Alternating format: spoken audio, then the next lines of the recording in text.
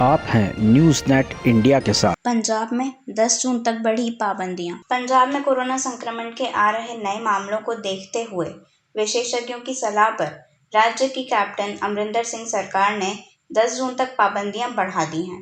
इस बात का ऐलान गुरुवार को किया गया है। हालांकि इसके साथ ही कुछ रियायतें भी दी गई हैं। प्राइवेट गाड़ियों से यात्रियों की सीमित संख्या को हटा लिया गया है। इसके साथ ही अस्पतालों में दोबारा इलेक्टिव सर्जरी और ओपीडी की भी इजाज़त दी गई है। साथ ही ऑक्सीजन के गैर मेडिकल इस्तेमाल की अनुमति भी दी गई है। श्रीलंका में जहाज पर लगी आग बुझाने पहुंचे भारत के वैभव और वज्र। कोलंबो।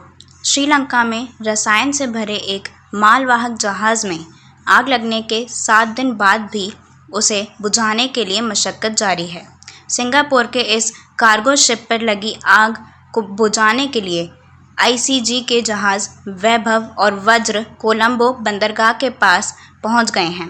5 भारतीयों समेत सभी 25 चालक दल सदस्यों को पहले ही सुरक्षित निकाल लिया गया है, लेकिन जहाज़ पर खतरनाक रसायनों से भरे 1486 कंटेनर लदे होने की वजह से अब तक बड़ा खतरा टला नहीं है। वज्र और वैभव सिंगापुर के कार्गो शिप की आग बुझाने के अभियान में जुट गए हैं। इंडियन कोस्ट गार्ड का डॉर्नियर एयरक्राफ्ट भी यहां पहुंच चुका है। पॉल्यूशन रिस्पॉन्स शिप समुद्र भी कोलंबो रवाना हो चुका है। वैज्ञानिकों ने जताई चिंता, वाराणसी में गंगा के पानी का अचानक बदल रहा रंग। वाराणसी। काशी में इन दिनों गंगा का पानी हरा हो गया है। पिछले कुछ दिनों से शैवाल आने से गंगा का पानी पूरी तरह हरा हो गया है। इससे लोगों में आशंकाएं बनी हुई हैं। स्थानीय लोगों के अनुसार शैवाल के जमा होने से गंगा के प्रवाह में कमी आई है और पानी का रंग बदल गया है।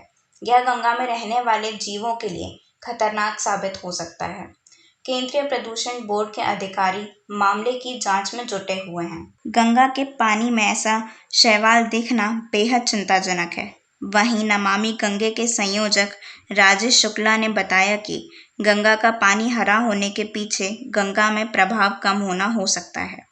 उन्होंने मंत्रालय से कहा कि गंगा के प्रवाह को निरंतर बनाया जाए ताकि गंगा का प्रवाह भी निरंतर बना रहे। इसके अलावा उन्होंने कहा कि जो लोग गंगा में शव का प्रवाह कर रहे हैं उन्हें यह सोचना चाहिए कि इससे गंगा में प्रदूषण हो सकता है, इसलिए गंगा में किसी हालत में शवों का प्रवाह नहीं होना चाहिए।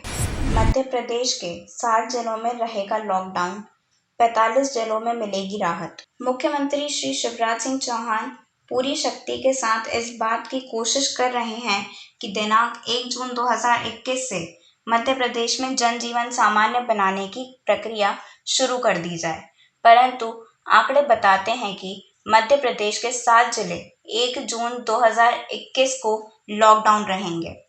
शेष 45 जिलों में कर्फ्यू में ढील दी जाएगी। इंदौर, भोपाल, सागर, रतलाम, रीवा, अनूपपुर तथा सीधी इन जिलों में कर्फ्यू लगा रहेगा, क्योंकि इन जिलों की साप्ताहिक पॉजिटिविटी रेट 5% से अधिक है और WHO की गाइडलाइन के अनुसार साप्ताहिक औसत संक्रमण की दर 5% से कम होने की स्थिति में ही कर्फ्यू में ढील दी जा सकती है। भर कर रेलवे स्टेशन की बिल्डिंग हुई धराशायी। बुरहानपुर। निर्माण कार्यों में लोहा मंगवाने वाला रेल विभाग अपनी विश्वसनीयता को खो रहा है, जिसका ताज़ा उदाहरण बुधवार को मध्य रेलवे के दिल्ली मुंबई मार्ग के खंडवा भुसावल सेक्शन के नेपा नगर के निकट जंगल में बने चांदनी रेलवे स्टेशन की बिल्डिंग भर कर उस समय गिर गई जब स्टेशन के प्लेटफॉर्म पर मुंबई लखनऊ सुपरफास्ट ट्रेन 110 की स्पीड से वहां से गुजरी। ट्रेन की कंपन बिल्डिंग सहन नहीं कर पाई और धराशायी हो गई। यह तो गनीमत रही कि लॉकडाउन के चलते पैसेंजर ट्रेन की आवाजाही बंद होने से प्लेटफॉर्म खाली था।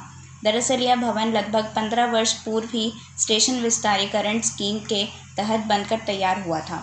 बुधवार को होने वाली इस घटना के बाद अब तक रेल विभाग की ओर से कोई स्पष्टीकरण सामने नहीं आया है, जिसके चलते अब ठेकेदार सहित अधिकारियों पर शक की सुई घूम रही है। मात्र कुछ वर्षों में यदि सिंगल मंजिला भवन इस प्रकार भरा कर गिर जाएं, तो यह स्पष्ट है कि इसमें भारी भ्रष्टाचार हुआ है।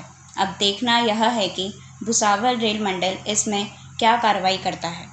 एक बौने प्रजाति के इस बंदर के लिए एक कीट के बारे में जानना कितना जिज्ञासु है, आप इस वीडियो में देख सकते हैं।